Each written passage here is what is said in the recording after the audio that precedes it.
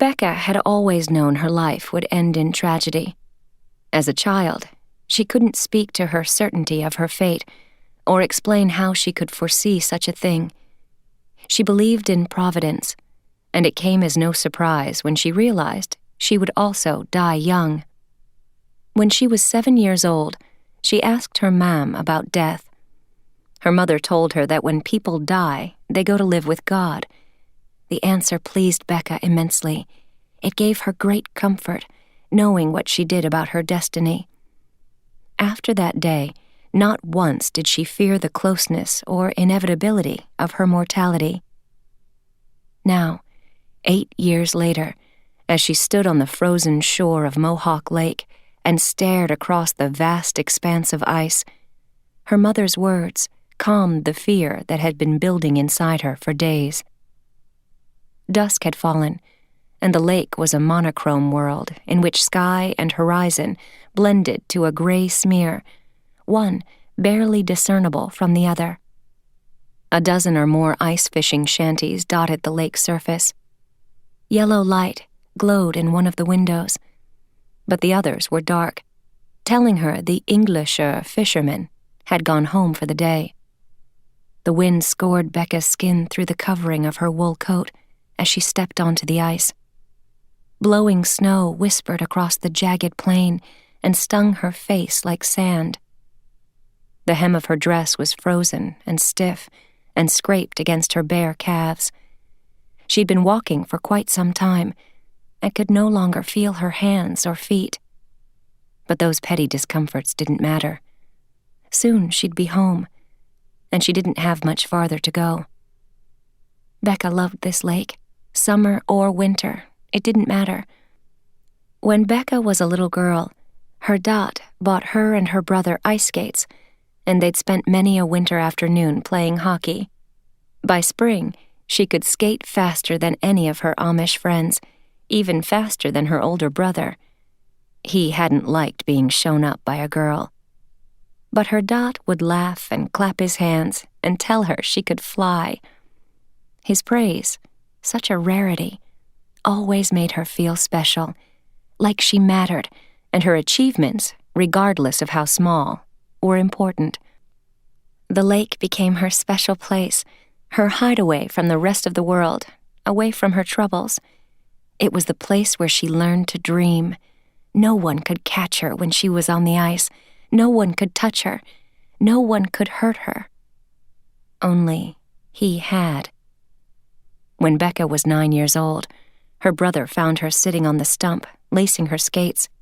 He'd knocked her down and ground her face into the snow, and then he took her right there on the frozen bank.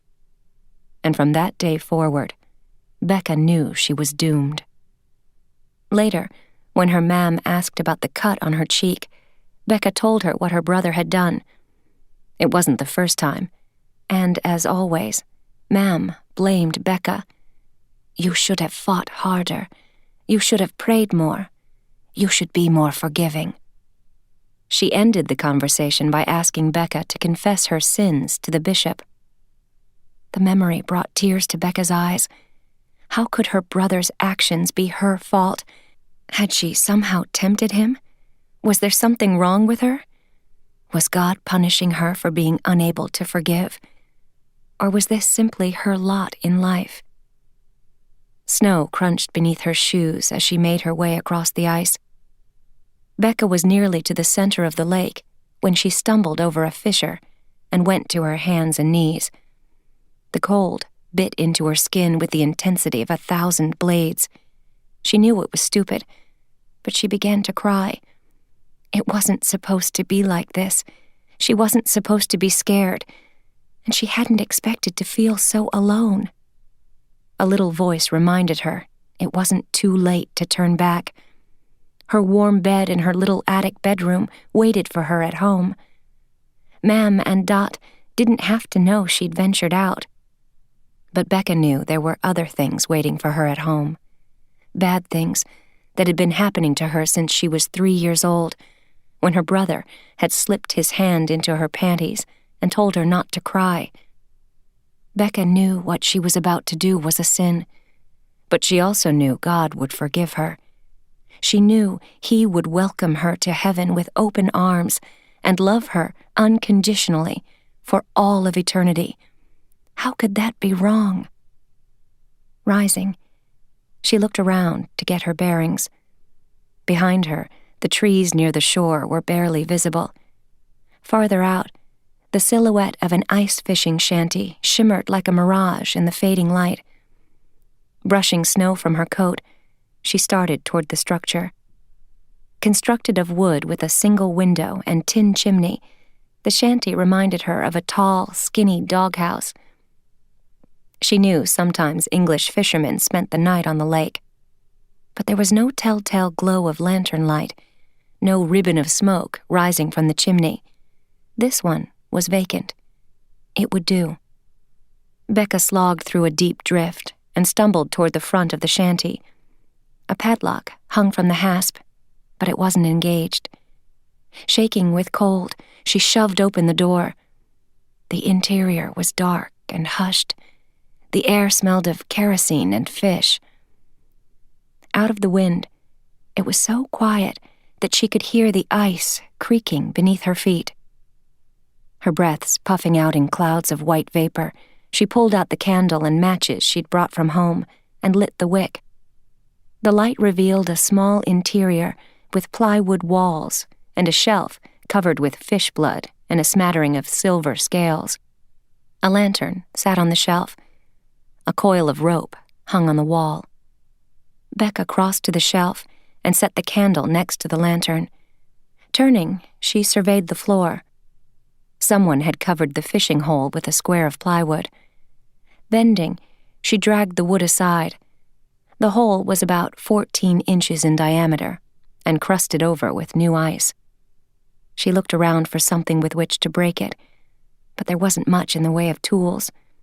A broken concrete block, a plastic box of fish hooks, empty beer cans.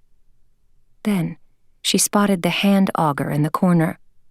Kneeling, she picked it up and used it to break the thin crust.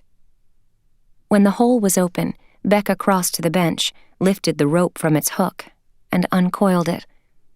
It was about 12 feet long and frayed on both ends. Her hand shook as she tied one end of it around her waist. She didn't let herself think as she secured the other end to the concrete block. Kneeling next to the hole in the ice, Becca bowed her head and silently recited the Lord's Prayer. She asked God to take care of her Mam and Dot. She asked Him to ease their grief in the coming days. She asked Him to forgive her brother for what he'd done to her most of her life. Finally, she asked God to forgive her for the sin she was about to commit. She closed her eyes and prayed harder than she'd ever prayed in her life, hoping it was enough. When she finished, Becca rose, picked up the rope, and lowered the concrete block into the hole, watching it disappear into the black depths. She thought of the journey before her, and her chest swelled, not with fear, but with the utter certainty that soon all would be right. Standing at the edge of the hole, she closed her eyes, stepped forward, and plunged into the water.